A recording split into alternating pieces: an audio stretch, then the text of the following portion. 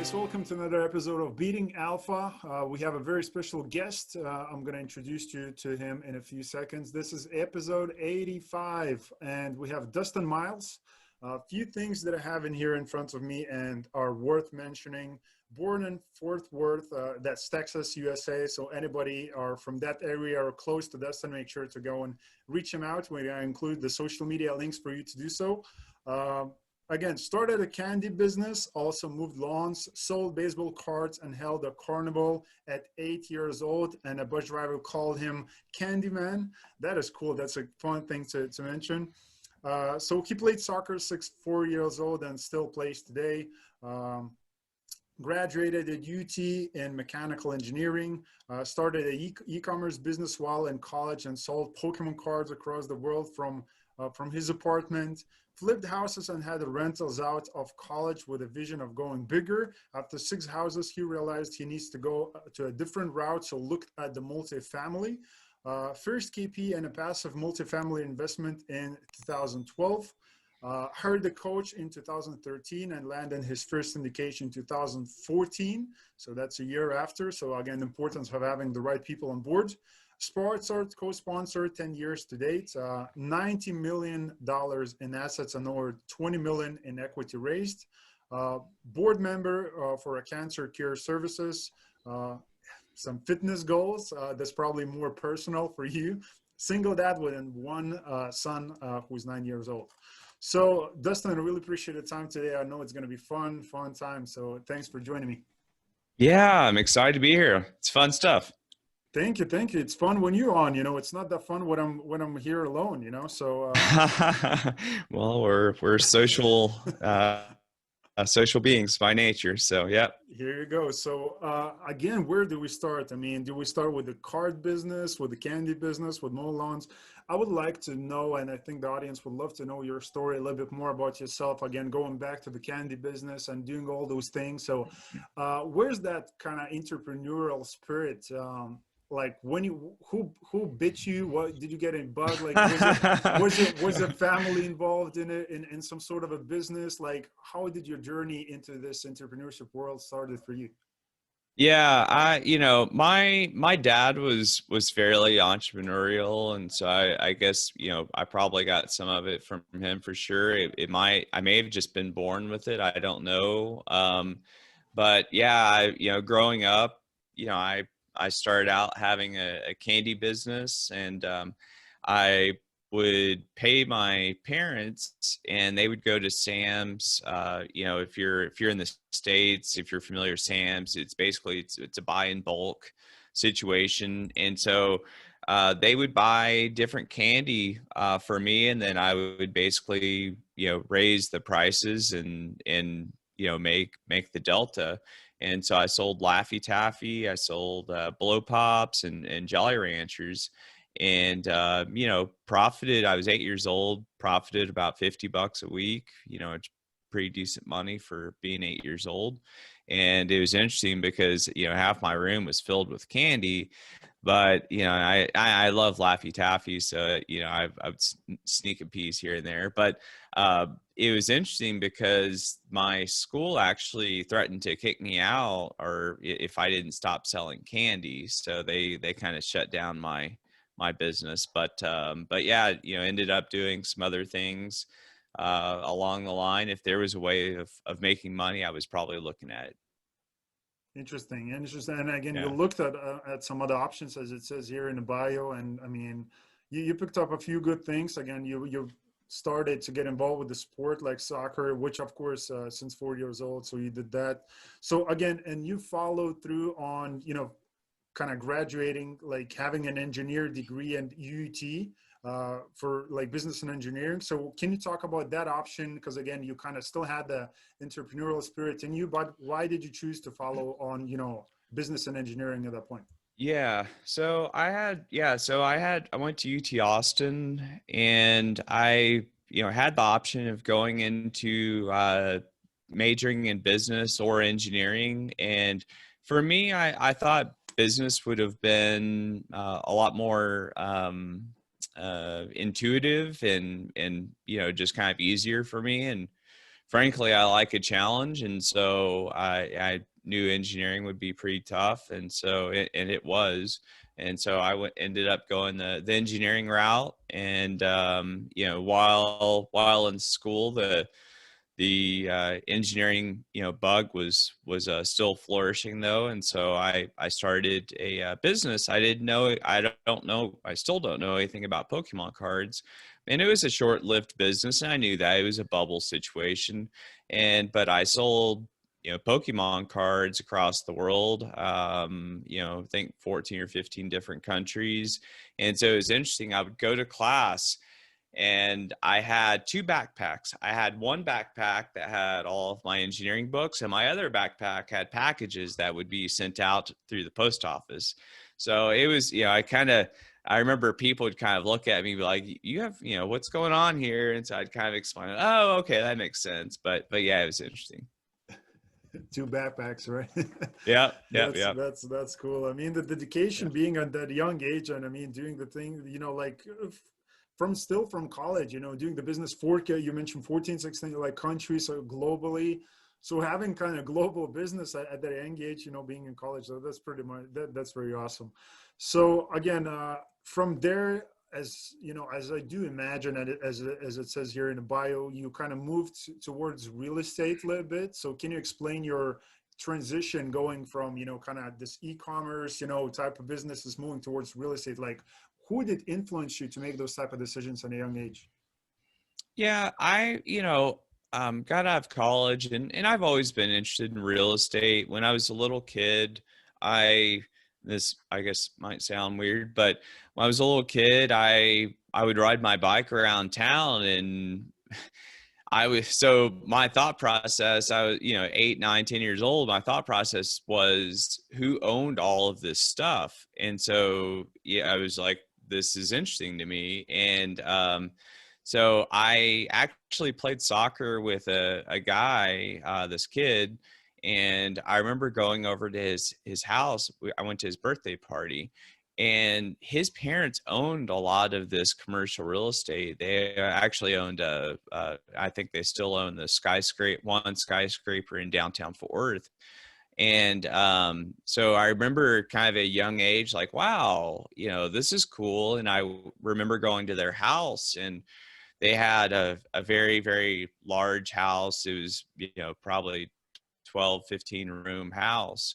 And yeah, I know it's kind of perched up on the hill sort of situation. But you know, and I'm not so big on, especially, you know, then I probably was more so, but now I'm not as interested in, you know, having a monster house or, you know, super nice cars or anything like that. But it was just very interesting to see that kind of lifestyle that they led. And so, you know, that was kind of the introduction of like, hey, maybe I could do something like this.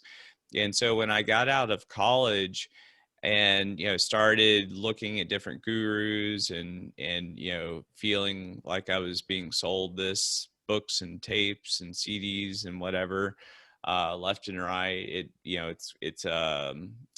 it can be a turnoff, for sure. And so, you know, ended up, actually went through a few different mentors. Some of the mentors I had hired, you know, flaked out, or just didn't pan out for one reason or another. And found, you know, it's kind of a last, I don't want to say a lot, well, kind of was a last straw situation. It was like, okay, I've kind of been burned a few times, like I really want this to work. And so found this group, and you know, started had some success buying single family houses, and started, you know, flipped a few, and had some rentals and all that, and which was great. I was excited about it. I remember I won an award through them that it was most persistent, you know, investor, something like that, because it took, I don't remember the exact number. It was 50 or 60 offers before I landed my first rental house. And so, you know, it wasn't easy. It was frankly, kind of a pain in the butt. but you know, got there, did that. But you know, once we kind of got into single family, I'm like this is a lot of work. And you know, I always kind of had the vision, as you know, as you kind of mentioned at the beginning, I had the vision of going bigger. And I'm like, how can I scale this? And I was trying to find people that owned a bunch of homes. And you know, I met a few, but for the most part, it was, you know, most people got to a few rents, you know, rental units, a few rent houses, and then that's about where they landed. And then, you know, they just kind of stayed there, and I didn't want to stay there. I wanted more. And so just trying to figure out how to get there was, you know, was a challenge for sure.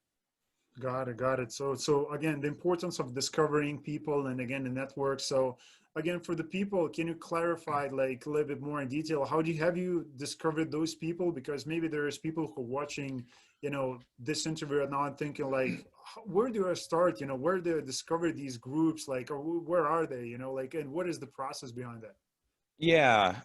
So there, you know, I'm a big Jim Rome fan, and so I'm, you know, you're the average of the five people you hang around. And so yeah, to your point, you know, um, if you want to do something, go be around the people that are doing what you want to do. And you know, yeah, it doesn't work necessarily, or maybe it does work a little bit. There's an osmosis situation where if you're just around them, like you'll automatically, you know, start doing that. But you know, there's work, and you have to, you know, work to get there. But in terms of, you know, finding people, it's a lot easier now. I don't want to say like back in my day, but you know, when I was starting out in single family, this was like 2000, you know, 6, 7, 8. And you know, so Meetup was the primary place of going to find different groups. You know, I don't think there were Facebook groups back then, and it's certainly not as prevalent as it is now. But you know, so when I was doing single family, you know, found groups, and you know, ended up hiring a coach there. And then when I wanted to do multifamily, you know, went and did the same thing, went and hired a coach, and then went, you know, and got around people that were already doing what I wanted to do. Got it. Got it. Okay. So importance of finding the right people, again, coach, which again, we're gonna reach that point where you basically got another coach and it help you to do your first syndication. But Mhm. before that, so I just want to ask you again, 50 calls later, you got the first house on, and you managed to flip 6 deals. So can Yep. you talk about, you know, the house flipping side, you know, the pros and the cons, you know, while you worked, you know, at that part? Yeah, I mean, it was a lot of work. I had to, you know, meet, you know, go drive different houses, you know, had to go, meet different contractors. Once we got under contract, had to fire a bunch of contractors, which is not, you know, fun. And, you know, there was a lot of work involved. It's not, you know, it's not easy. And, you know, but, you know, did make some money, you know, from that, from those ventures. You know, the houses we were buying were, they were built, I think the oldest one was built in the 40s, and then, you know, the 40s to about the 60s is where 1940s to 1960s is kind of the type of home I was buying, you know, at the time. Would have been easier if I was buying a little newer house, but you know, I got better deals on some of the older stuff. But yeah, there's a lot of work. You know, flipping, you know, ended up, you know, buying, fixing, and then selling a few, and then had a few rentals that also ended up selling at some point too. So you know, fortunately, for the renters that we had, they, you know, did never really had any sort of you know, terrible landlord situation or anything like that. It was not a horror story situation at all. Most of the people were, you know, ended up interviewing and a few different people, and everybody was really nice. Everybody, there was none of the homes were ever trashed out or anything like that. Some people did, struggle to pay rent. And I just kind of worked with them, and, initially I would waive the late fee, but if it was kind of a first time, offense, I'd waive it. Then after that, I would, ask them to pay the late fees. And then, no one likes paying late fees. So then they would start paying on time. Got it. So that's the problem to solve, right? When people don't pay. Yeah. So, okay. So moving away from that, because again, you got the six flips and you decided like, hey, I need to go bigger. As you mentioned yourself before. So can you talk about transition moving away from flipping to multifamily? As you've been 2012, you became a key principal in in multifamily deals. So can you talk about your experience moving away from flipping deals? Yeah. One thing I'll mention is, you can, with single family, you can do more. You can do more on your own.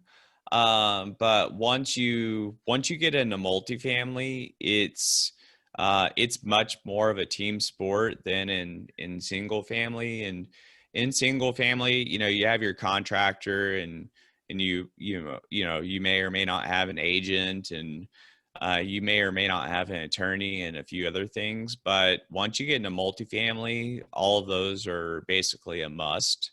I would, especially for your first few deals, I'd, recommend that, you maybe have a buyer's agent. Or if you don't have a buyer's agent, the brokers control pretty much all of the deals, at least in Texas. And so you're going to be working with a broker, and then you will be, or you should be, working with an attorney for the transaction, because you're talking about a lot of money. And then, if you're raising money, then you're talking about a potentially different attorney, an SEC attorney. And then for due diligence, you need to be working with, someone that focuses on that, or if your management company does that. And then, there's tons and tons of, if you're, raising money and syndicating, then, you potentially need your key principals, your KPs, your guarantors, then your passive investors. You have a management company that you're working very closely with. There's, you're potentially working with your insurance folks, your property tax folks. And when I say potentially, these are all things you most likely, especially at the beginning, you should be doing. Unless you have your own management company and all that, which is, that's a tougher route to go, especially initially.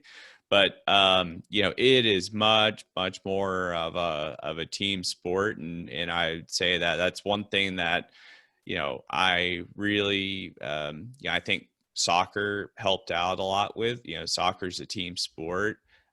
When you're small, you can probably kind of there can be one kid that is a lot better and can kind of carry the team. But especially as you get older and competition steps up, it's much more of a team sport. You can't, it's much more difficult for one person to completely dominate. So I think playing sports my entire life, I've played soccer, and I'd always pick up baseball and basketball and football and all that. But, it just, you get used to working with people, and it's always a compromise. And, I think if you're, good person and you work hard and, and you get after it and you're, relentless, then I think, multifamily is something that, just about anyone can do. Got it. Great advice, by the way. So thanks for sharing that. Uh, Again, being part of the team, as I mentioned, having the right team on your side, which is kind of multifamily. It's what about having the right team on your part, on your side. One of these pieces, which is very important, again, is having a coach, which is in 2013, you decided to get one again, and that helped you to close your first deal in 2014. So can you talk about advantages of having a coach again, and how did he help you to close your first deal? Yeah, I would. So I guess I would. There's two things that if anytime you're doing anything, at least in my opinion, in life, if you're wanting to get somewhere, I'm a big believer in either hiring a coach to help mitigate risk, get you there faster. Another way of doing that is to partner up with someone who is already doing kind of what you're wanting to do. And so, for my first deal, I did both. There was a guy that I'd partnered up with. I was a key principal in his first deal, and we were friends. And me being a key principal on his first deal, and he did it more of as a favor to me. He didn't necessarily need me on the deal, and so he was paying it forward, and I appreciate that. And but me kind of walking through the deal with him was a huge booster of confidence for me. And he's super sharp guy, and we're really good friends today. But kind of walking through those steps with him, I was like, hey, this isn't that bad, and no offense to you, but if you can do it, I can do this. And so yeah, that was a big boost of confidence. And then also having a coach there, just that also had a lot of experience as well. Just kind of the combination of the two just really helped kind of pushed me forward, and gave me a lot of confidence that I could go ahead and close my first deal. And just kind of there's a theme kind of throughout my life that except when I was a little kid, I always real big into coaches, or partnering with people that are already doing what I want to do. So. Got it. And that's a very good advice. If you want to 10x, if you want to go fast, you have to get somebody, as a coach. By the way, what's your friend's coach's name? The coach is Brad Sumrock, and then Here we go. my friend that I partnered up with, his name is Kenny Wolf. Here you go. So shout out to Brad and Kenny, if you guys are watching. Again, being a big part of Dustin's journey in real estate. So again, fast forward 2020, again, $90 million in assets and over 20 million in equity raised. So can you kind of talk about the deals itself? First of all, maybe about the states that you're currently investing in? Yeah. So there's been 10 deals. 8 of them have been in Texas, and then 2 have been in Oklahoma. They've ranged in size from 94 units up to 228 units. And most of them are C assets. I guess one of them was a B, or is a B. But yeah, they've been around DFW. Had a deal in Waco that I sold. There's 3 deals in Abilene, which is 2 hours west of Dallas Fort Worth, and then the 2 in Oklahoma were in the Oklahoma City area. So pretty much most of them were purchased through brokers. There were and some of them were off market, but pretty much, yeah, everything was through a broker. Got it. So my question is, again, 8 out of 10 is in Texas, and again, part of that is maybe because, if I'm not mistaken, Brad is from Texas also. Yes. So Yep. that Yep. so that kind of gives you the insights into the market. And again, he has a lot of experience, like Brad Summerek. A lot of people who are familiar with multifamily investing probably know this name. Again, super sophisticated, great, personality, and a human being, an investor. But talking about Oklahoma, why did you choose to invest in Oklahoma? For what reasons? Yeah, went to Oklahoma because the saw some opportunity there in terms of lower priced assets.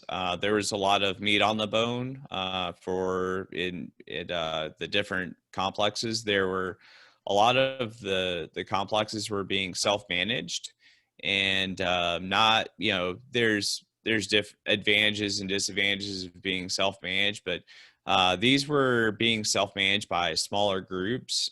Some of the folks that we purchased from had basically sold a home or sold a few rental homes in California, had a lot of cash, and went to go buy in Oklahoma. And so we just in general we saw a lot of opportunity. There was one instance where one property had a cable contract. This is a property we'd bought and sold already. They had a cable contract. No, the cable contract gave residents free cable, and not just free basic cable, but extended cable. So the more expensive cable, it retailed for I think 60 to 70 bucks. So there's a lot of value there, and none of the other complexes were doing that. And so saw that, and we got a copy of the contract and saw when it ended. And so what I did was I canceled this cable contract about 2 years into the ownership of the property. And the cable contract, the value of that was about $42,000 a year. And so at an 8 cap, so if you divide 42,000 by 0.08 or 8%, that creates over $500,000 in value. So we didn't have to spend any money at all. Basically, in the raise on that was about 1.5 million. And so, literally it was a paper change, and investors got 30% on their money just by me canceling a cable contract. So it's just a sample to show the value that could be had there. So. Got it. And another thing that people, I think, would like to know, at least I want to know, I mean, how do you raise $20 million in equity? I know part of that is probably going on a weekends for a barbecue, but what is the process behind that? Yeah, I mean, it's just getting to know folks, lots of phone calls, lots of lunches. I started hosting meetups, 5, 6 years ago, and then, started hosting meetups over the past year and a half or so through Momentum. And, it's just getting out there and just kind of being yourself, and just sharing the experience I've had. And I would do property tours at properties I owned and things like that, because I think a lot of this is a little bit abstract. It helps that it's an apartment building. Most people, at least in the US, are familiar with that. But it's another thing, so it's one thing to be like, okay, you can make money in apartments, but it's another thing when you take someone who I take them to an apartment complex that I own, and I talk about the numbers. I mean, these are real numbers. These are, and I can show them the before and the after on upgrades and things like that. So once you give people real concrete examples of what things look like, then they kind of start visualize, and then I kind of talk about our projected returns and things like that. And so once they kind of start walking through that, they kind of see, oh, okay, well, at least me, I'm very visual. So for me, and I think for a lot of other people, when they see that, we walk through the numbers and all that, it becomes real to them. Be like, hey, maybe I can do this. And maybe some people want to go syndicate, or maybe it's just they're more interested in receiving mailbox money and being on the more passive side. But yeah, I mean, I think it's that's one thing that's helped a lot. And just being upfront and honest with people, and And yeah. Got it, got it. So again, one of the things I think it's very important to mention again, the giving back part, because I mean you're doing great for yourself, for your investors, and I'm sure you can help a lot of people at the same time too. And that's why I do encourage you guys and girls who are watching this episode to make sure to go and contact Dustin, and of course all these links are going to be down below for you to do so. But the giving back part, I know that's a big thing. You know, if you want to become successful, you have to give before you kind of get. So, and you are the, you know, the cancer care service, into cancer care services as a board member. Yes. So can you talk about that? Like, how did you make a decision? First of all, who encouraged you? Is like, you need to become part of something bigger than yourself. And why did you decide to choose this one? Yeah, I don't think there wasn't really anyone, pushing me or whatever per se, but I don't know. Uh, you can't take money with you, and and we through momentum and just years of investing, you have people that follow you, and so I guess for me, I just, I want to be able to, make at the end of the day, I want to make a difference. And there's different ways of doing that. We can do that, in our apartment communities, we can make a difference. We can also make a difference outside. So with cancer care services, my mom had cancer, and she's fine now, but she had cancer about 20 years ago. And so, I was looking around for a nonprofit to be involved in. And so, I talked to a few different people, and I was talking to a friend of mine, and she was on the board for Cancer Care Services. And so, got to, ask her some questions, and then did a tour there, and got to know a lot of the people there, and was really impressed with not only the level of professionalism and but just that people really genuinely care. And man, those people work really hard there. And so my business partner with momentum, actually at the end of last year, we actually ended up throwing a charity event for cancer care services. And I don't remember the exact amount we raised, but it was, I think net to them, I think was I think we raised over 9,000. And then, so yeah, it was a fun event. It was very nerve wracking. It's one thing to be doing something, and it's more for me. But when it's especially for a charity, there's another, at least in my head, there's an add kind of, I want to do something really good for this nonprofit. And so, yeah, we're excited. It ended up going over really well. It was funny when we talked to them about putting the charity event together. This was September, October, and we were talking to them. We're like, hey, we'd like to do a charity event. What do we need to do? Blah, blah, blah. I'd never thrown a charity event before. I don't know what I'm doing. And so this was September, October of last year of 2019. And they're like, well, when are you guys thinking about doing it? Are you thinking summer 2020 or fall 2020? And we're like, no, we're thinking, in like 2 months or two.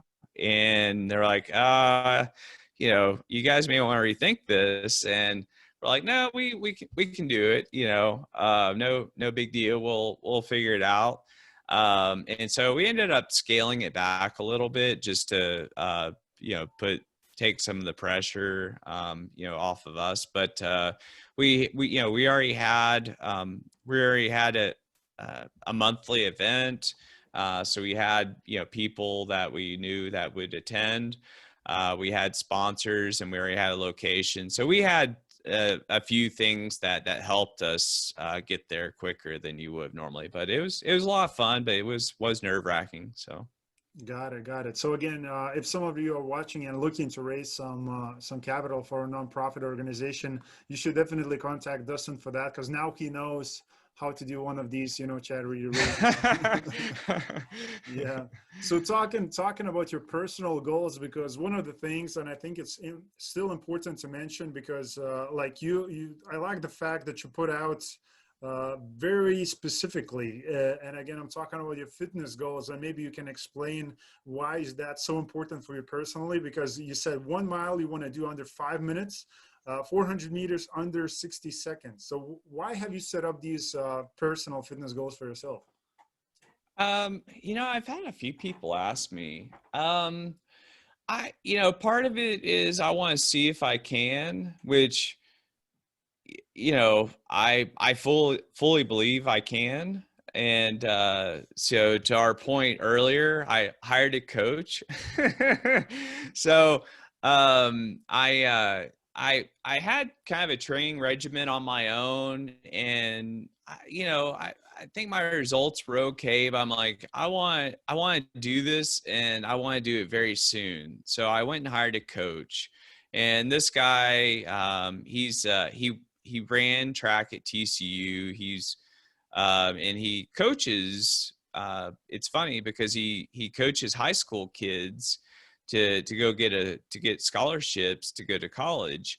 And so it's funny that he's teaching these high school kids, and then he's coaching me too. So, which I'm 42. So, yeah, I think it's, I like a challenge, is part of it for sure.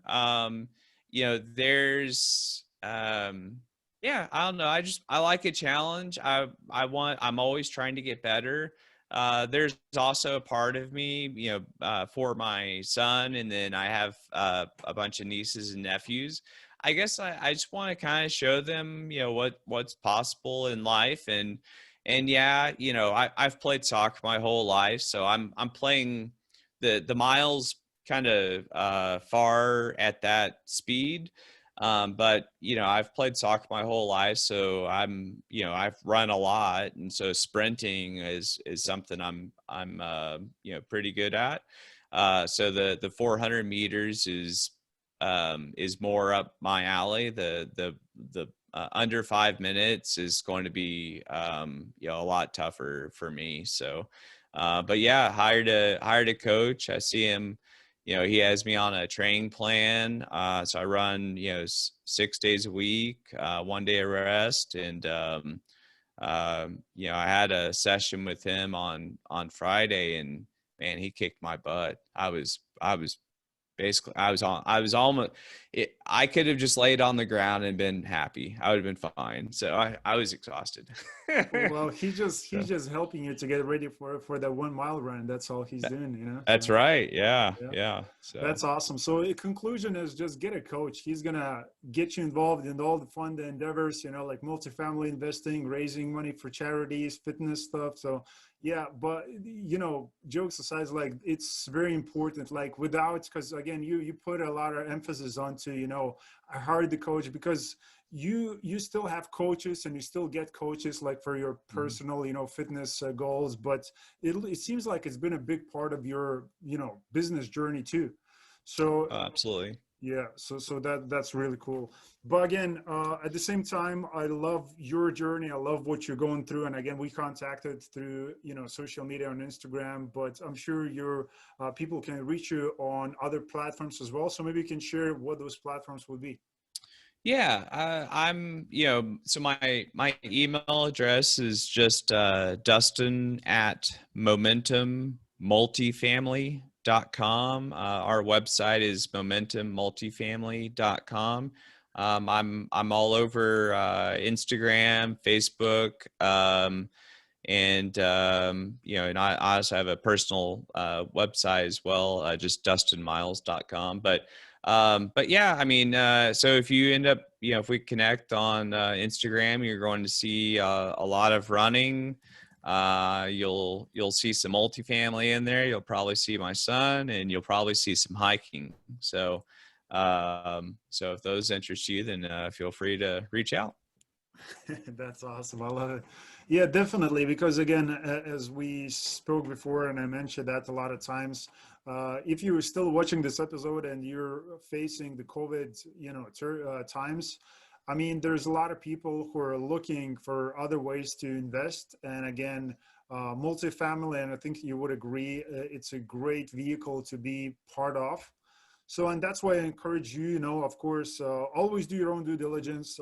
Like I'm not telling you go and check Dustin or whatever else that we have on the show. Do your own due diligence. And that's where you should go and contact Dustin and ask them questions, and find out more about him and about the business, and, get involved with him and follow him and see the way he does the business. And that's what the social media is for. And that's why I want you to go and contact him. But Dustin, it's been really good fun today to talk with you. It's been a pleasure to get to know you a little bit more, rather than watching your photos on social media. So when you speak to the person, you just learn so much about him. So I appreciate the time, and thanks for being today on the show. Yeah, thank you so much. I had a fun time. Good times. Awesome. Thanks. So listen, for you guys, if you enjoyed this episode, just one thing, as always, I'm asking, just pass it along, this message. Make sure to share it with a friend of yours who wants to learn more about real estate investing, what it takes to be in real estate passively, actively, whatever they want to do. Make sure to send this video towards them. And again, Dustin, I appreciate the time. Thank you guys for watching. And as always, I'm going to see you in the next episode.